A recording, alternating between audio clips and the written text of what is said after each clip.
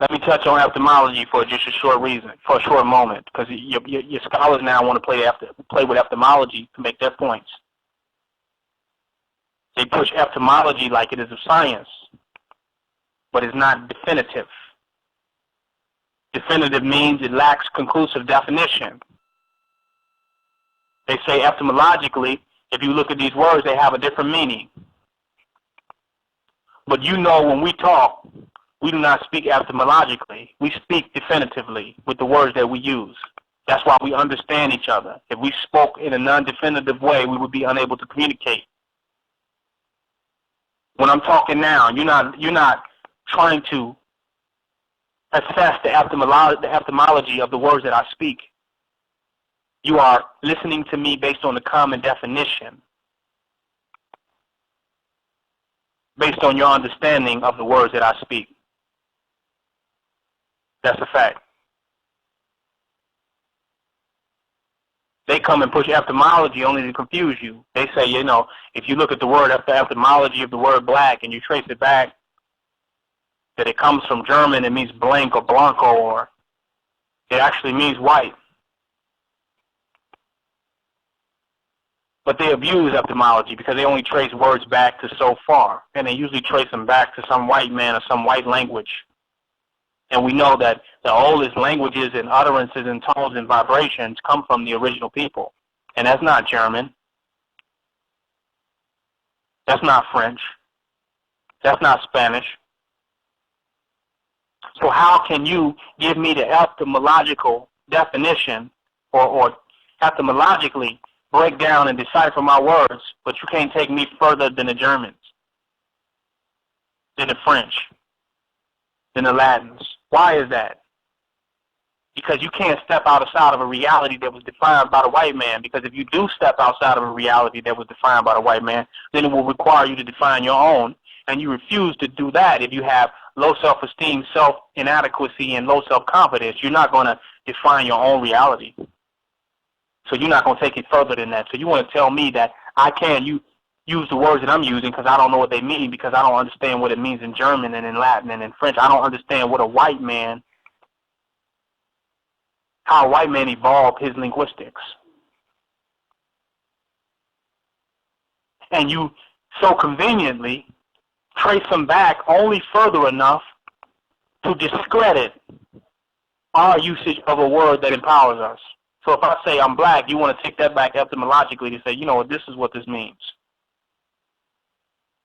But etymology is not that definitive because words can be traced back even further and even further and even further and even further and even further. And your etymology will not go beyond your historical information. So your etymology must work with your anthropology. It must work with your archaeology. It must work with your historians. And if your historians have only went back so far with their ability to excavate and to decipher history, if they've only went back so far, then how far does your etymology go back in order to trace and understand the definitive root of words? But you won't take me past the Germans and the Latins and the French. And you let the white man define what utterances is. You're not dealing with the tonations and the vibrations that are older than the white man. Because every utterance and tone and vibration is older than the white man. Every single one of them.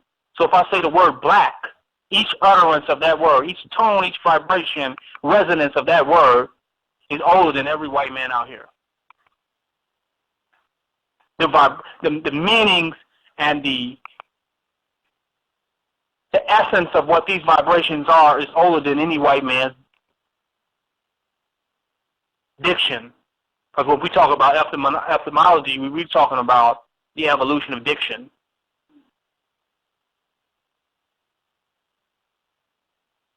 We're not talking about definition, but diction, because we have the power to define. But diction is the evolution of usage of a word. So you're talking about diction, not tonology, not vibration, not our ability to create and define our own reality. You're talking about what the white man meant, or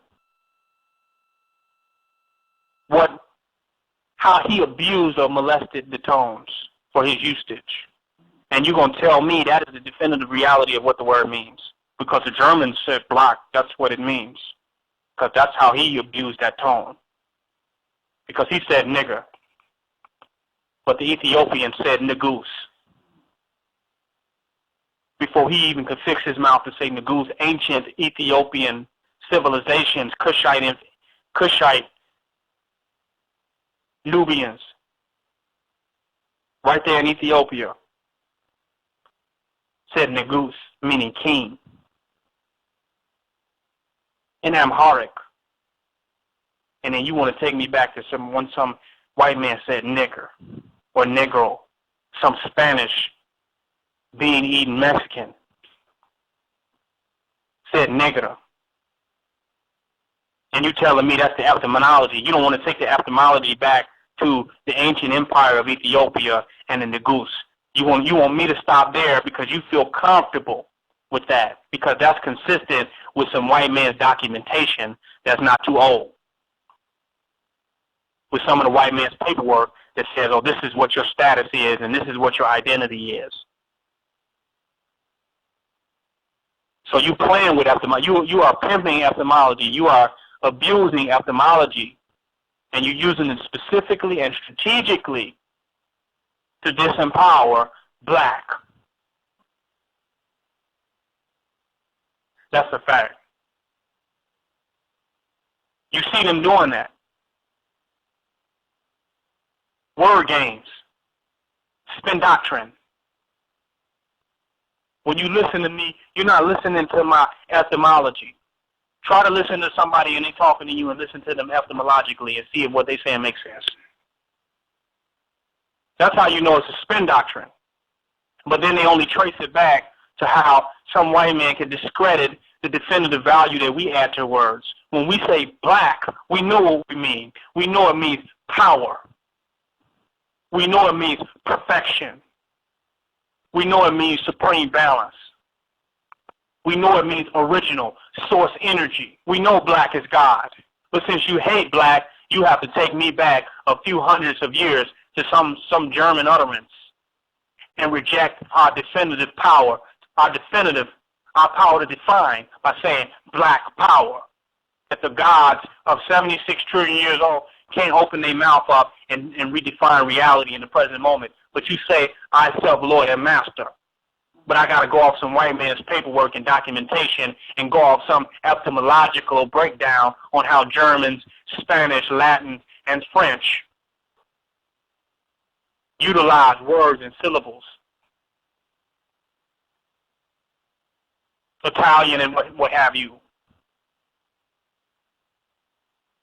Me being the God that you say I am, myself, Lord and Master, I can't define my reality right now. I have to conform my thinking to the etymology. Etymology. Eat up everybody's culture and spit it out as my own. Etymology. Add them up.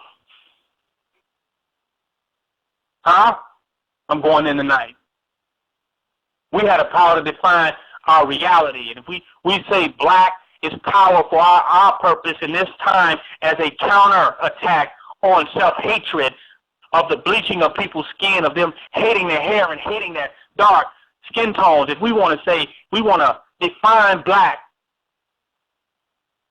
as beautiful, as perfect, to throw off the mind control that our enemy has put on our people, you're going to open up some white man's books and the writings of dead Caucasians and the minds of dead Caucasians, and you're going to spit out some etymology. Edom logic. Eat is ma logically. Eat is ma logically. Stop. We have the power to define our reality as gods now. Am I God? Am I the grand organizer and designer? Am I the wisdom, strength, and beauty? Am I the government ordinance and Department of Justice? Am I the God? Then if I am, I have the power to define. And you can't keep throwing off my definition of a living black supreme God in the now for his story. I'm giving you my story. I'm the manifestation of the mystery. And you still talking about history. I don't want his story, his etymology, his etymology. It's time for black supremacy. We can define our own reality now. We can't keep hiding behind scholarship, hiding our weakness behind scholarship. I'm not going to come on any ship, slave ship, scholarship. I'm tired of all your ships. You brought us over here on the ship, and you're not going to keep us on the ship. We're getting off all your ship.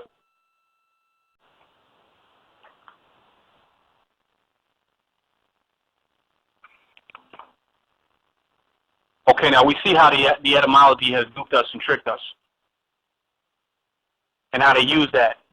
We know what we mean, love our blackness. There's no way hating black is going to stop us from bleaching our skins and trying to make ourselves in the likeness of white people.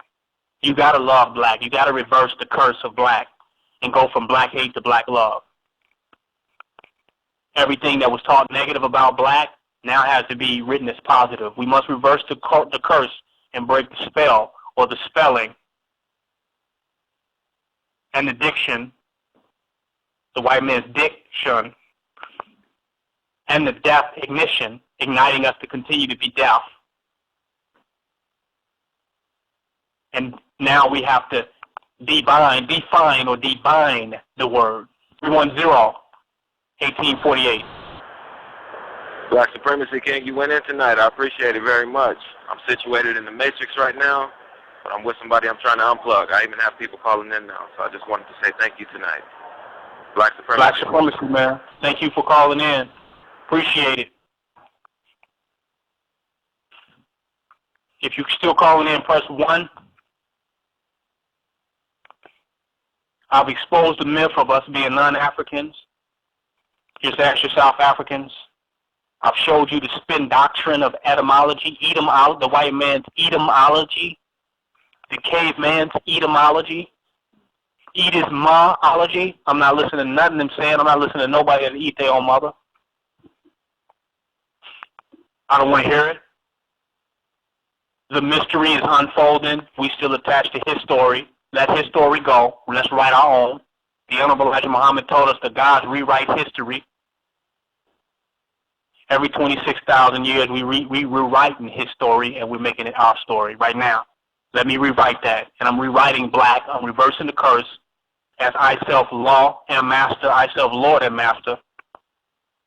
Define my reality. Black is divine. It's redefined. If you black, love yourself, love blackness, it's time to put black on top and white on the bottom.